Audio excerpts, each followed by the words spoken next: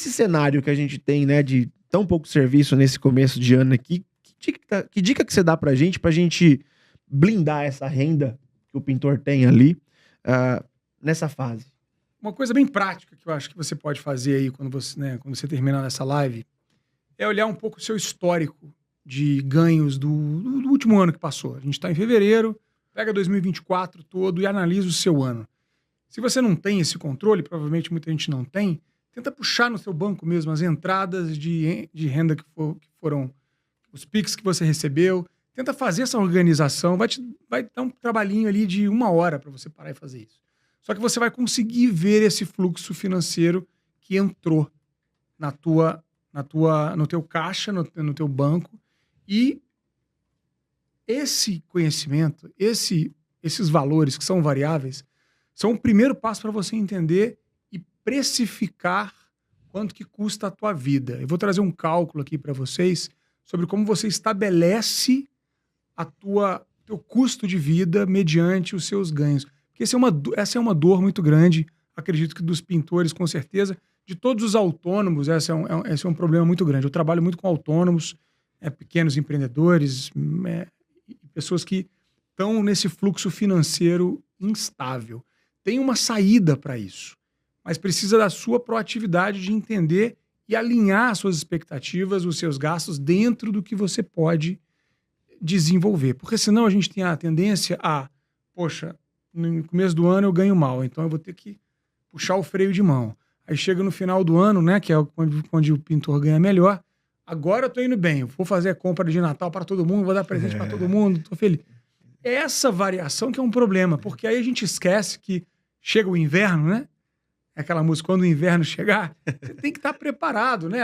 A história da cigarra e da formiga. Você tem que preparar. Os meses de novembro, dezembro, que você ganha mais, são os meses que vão cobrir o seu janeiro, fevereiro e março. Fazer essa troca, pegar esse dinheiro e já colocar numa reserva, sabendo do que vai acontecer, é um movimento muito inteligente e que vai garantir que você não precise, por exemplo, pegar um empréstimo para poder cobrir seus custos, vai garantir que você tem um fluxo de caixa saudável para a tua empresa. E aí eu quero fazer uma pergunta para o Léo aqui, porque eu vi nos comentários que muita gente falando assim, o Léo tem um fluxo de caixa bacana, o cara é bom, o cara é diferenciado, o cara é top e tal. Mas eu tenho certeza, Léo, que nem sempre foi assim. Você hoje, 28 anos, cara, 3 décadas quase, né? Com certeza você aprendeu muita coisa nesse caminho. Como é que era antes de você ter um fluxo de caixa? E o que aconteceu para você dar essa guinada e hoje a galera te reconhece como um cara que tem fluxo de caixa? Então, era muito difícil, Thiago. Na verdade, eu por ser filho de pintor, até aproveito para mandar um beijo aqui pro meu pai, eu via as dores que meu pai tinha. Eu lembro de criança, meu pai em janeiro, ele chegou a ficar 40 dias sem serviço. Pegou janeiro e uma parte de fevereiro. Foi um período que choveu muito em Juiz de Fora. A gente era bem pequeno. E eu lembro que uma pessoa, um engenheiro que meu pai trabalhava para ele, até chegou a levar alguma coisa, assim, uma cesta lá em casa, uma parada assim. Nunca faltou nada pra gente, sabe? Mas eu via as dores do meu pai já desde criança.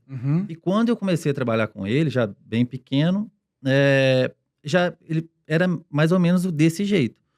Quando eu comecei a trabalhar por minha conta, já em 2018, não mudou muito não. Mas eu tinha uma coisa comigo que eu entendia que eu precisava tornar o que eu fazia sustentável. É o que às vezes a gente não consegue mentalizar isso. Existem duas coisas. Às vezes a gente busca, você pode escolher trabalhar de CLT ou você quer empreender. Quem quer trabalhar de CLT geralmente está buscando segurança. Ele vai ter um ganho limitado, um salário, mas ele tem a segurança de estar empregado. Quando você resolve empreender, você resolve arriscar. Os ganhos são proporcionais.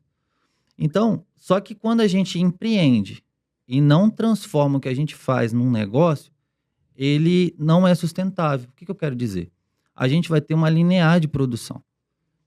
Ninguém vai conseguir produzir o que produz com 18, às vezes você consegue manter, mas você vai ter uma certa idade, você vai... Porque você está vendendo as suas horas, continua vendendo o seu tempo de trabalho.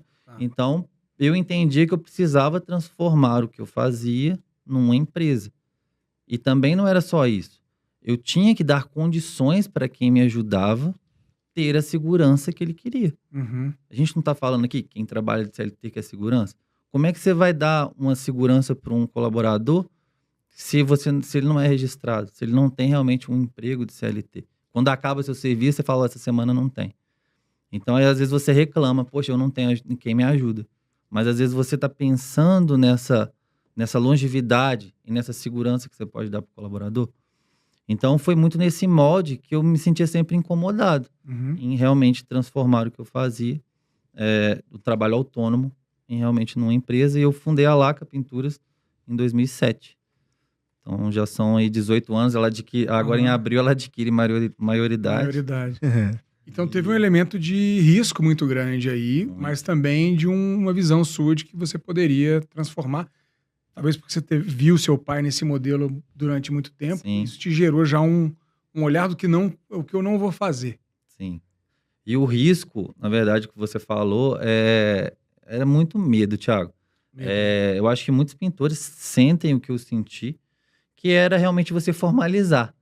Porque você fica, às vezes, com medo. Poxa, mas aí agora eu tenho o pessoal todo registrado. E se ficar sem serviço?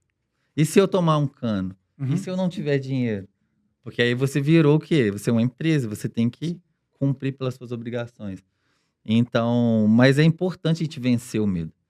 E para mim, fez todo sentido. Eu sou muito um idealizador da formalização. Uhum. Eu fui até, assim, um pouco...